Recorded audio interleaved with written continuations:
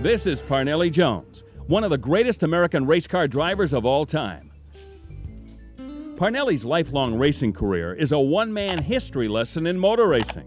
Over the years, as both a driver and a team owner, Parnelli has competed and won behind the wheel of practically every type of race car imaginable, from early home-built modifieds to dirt track sprint cars, from stock cars to sports cars. And with an Offie-powered roadster as his weapon, Parnelli won the granddaddy of all races, the Indy 500. Today, Parnelli Jones still owns many of the famous cars that he and his team drove to victory. This unique collection of racing machinery is his way of preserving the memories for years to come.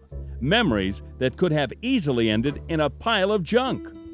When we were in racing full bore, so to speak, we were building cars every year and putting the old ones aside, and you build cars and backup cars, and so we kept storing all these cars, and suddenly one of the days we decided, well, gee, what are we going to do with these things? So they're like children. You got to house them. I mean, you got to take care of them, and you either throw them in the junk pile or you take care of them.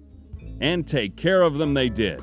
The collection features a world-class selection of Parnelli's favorite cars, restored to perfection. There is, however, one notable car that you won't see on display here. The favorite car that I have is obviously in Indianapolis in the museum. It's my winning Indy Roadster, and which I tagged Calhoun. And the reason it's such a favorite is because obviously it's the car I won Indianapolis in.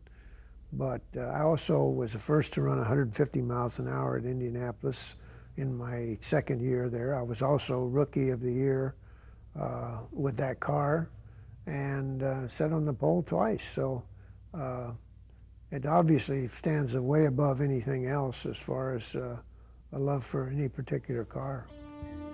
Parnelli's 1962 win in the Offie-powered Roadster marked the end of an era in racing history at the Brickyard. In 1963, Dan Gurney talked Chapman into building him and Jimmy Clark a car to come to Indianapolis with Ford backing.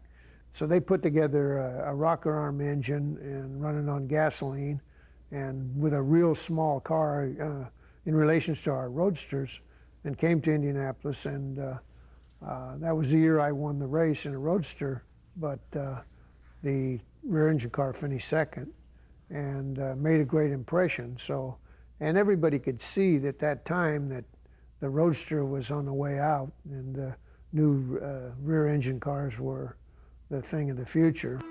Jones campaigned the Lotus very successfully in 1964, setting track records and taking victories at Milwaukee and Trenton. And it was at the wheel of this car, at the 1965 Indy 500, that he finished second to the winning Lotus of Jimmy Clark. This pair of Indy winning cars is also at the top of his list of all-time favorite cars. And as team owner for these cars, Parnelli remembers how their quest for technological advancement led them to Victory Circle.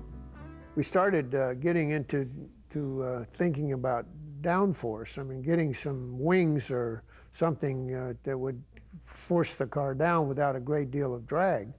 And the rules predicted a lot of the things we couldn't do. We were not to have any wing devices on the car in 1970. And so in 69 and 70, we started working on trying to get some downforce without putting wings on the car. So we put these coolers on the side, and to make them efficient, we covered them, and that gave us some of the downforce that we were trying to get. While Parnelli continues to look forward to his future racing efforts, his race car collection provides a constant reminder of the enormous success he has enjoyed and the impact his efforts have had on the world of motor racing.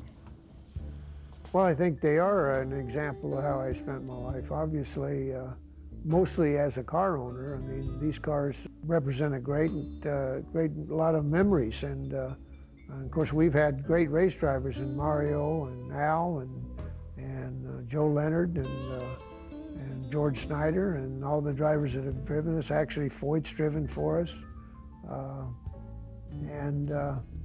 you know, they just bring back a lot of memories. You look at one car and you could just start talking about stories all day long about that particular car and those who have driven it.